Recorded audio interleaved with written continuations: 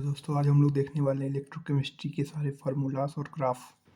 तो इसमें पहला फार्मूला हमारा है Q बराबर आई टी, जो कि आप फिजिक्स में भी पढ़ते होंगे। उसके बाद मोल का QIF होता है यहाँ पे। उसके बाद मास डिफिजिट का ये होता है, बट ये एक और होता है M बराबर Z Q। उसके बाद Z का हो जाता है एक कहाँ लिखूँ, यहाँ पे लिखता हूँ। Z बराबर होता है इक्वलेंट वेट अपॉन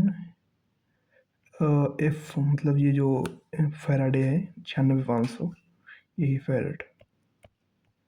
जेट की वैल्यू ये होती है, इसे में पुट कर देंगे और ये मास डिपॉजिट हो जाता है, मिल जाता है। यही आपको याद होगा। उसका रेजिस्टेंस का फॉर्मूला होता है रो एल अपान ए, कंडक्टेंस का 1/r, कंडक्टिविटी का 1/रो, cell constant l upon a, और कापा जी मतलब conductance into l upon a. इसका यूनिट होती है सीमेंस पर मीटर। उसके बाद standard EMF E not cell बराबर E not cathode minus E not anode. E cell का होता है E not cell minus 0.0591 and log Q. 25 degree Celsius पे लिया जाता है ये सब स्टैंडर्ड वेट। उसके बाद इलेक्ट्रोड पोटेंशियल का फॉर्मूला ये होता है, रिड्यूस जो होता है उसका ऊपर लिखते हैं और ऑक्सीडाइज जो होता है वो नीचे लिखते हैं। उसके बाद हमारा डेल्टा जी बराबर minus n F E cell होता है, delta G naught minus n F E not cell होता है। उसके बाद फेराडेस कांस्टेंट की वैल्यू दी गई है, गैस कांस्टेंट की वैल्यू, टेम्परेचर और ये सारी चीज़ें, मतलब सारे कांस्टेंट की वैल्यू दी गई है। उसके बाद इसका जो सिल्वर डिपॉजिट होता है, इसमें कितने इलेक्ट्रॉन लीजिए होते हैं, जिसकी वैल्यू एन की वैल्यू होगी, जो यहाँ पे एन होगा उसकी वैल्यू ई होगी।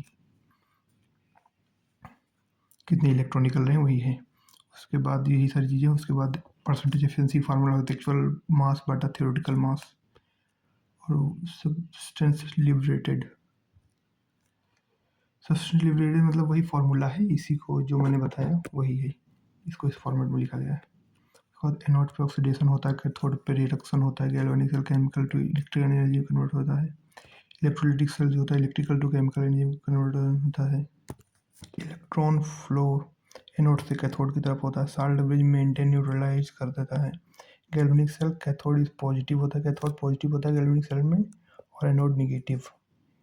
इलेक्ट्रोलाइटिक सेल एनोड पॉजिटिव होता है, कैथोड निगेटिव होता है इलेक्ट्रोलाइटिक सेल में। उसके बाद इसकी ग्राफ देख देते हैं हम लोग। स्ट्रॉन्ग इलेक्ट्रोलाइट का ऐसा ग्राफ बनता है, और उसके बाद हम इलेक्ट्रॉन और इसमें मोलर कंडक्टिविटी, उसका जब डाइल्यूशन के साथ बनाते हैं तो स्ट्रॉन्ग इलेक्ट्रोलाइट का ऐसा ग्राफ बनता है, और वीक इलेक्ट्रोलाइट का ऐसा स्ट्रेट लाइन। उसके थोड़ा स्ट्रेट लाइन भी नहीं बोल सकते, कर्व हो जाता है आगे जाके। उसके बाद इलेक्ट्रोलिसिस ग्राफ देखते हैं, अगर मास वर्सेस टाइम का, तो हमारा स्ट्रेट लाइन बनता है। एक फेरेड पर mole of electron, mostly question आपको इसी कॉन्सेप्ट से बन जाएंगे।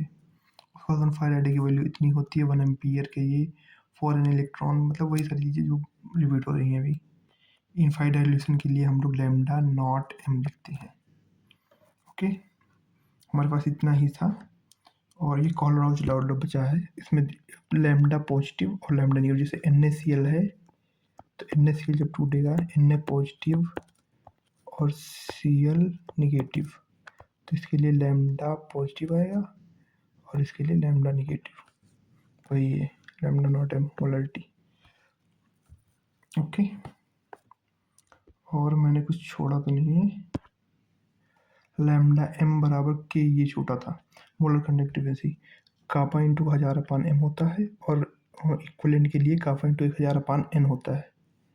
लैम्डा एम का जो स्ट्रॉन्ग इलेक्ट्रोलाइट के लिए ये फॉर्मूला होता है, और वीक इलेक्ट्रोलाइट अल्फा बराबर लैम्डा अपान लैम्डा एम इनफाइनाइट डाइल्यूशन पे ये होता है।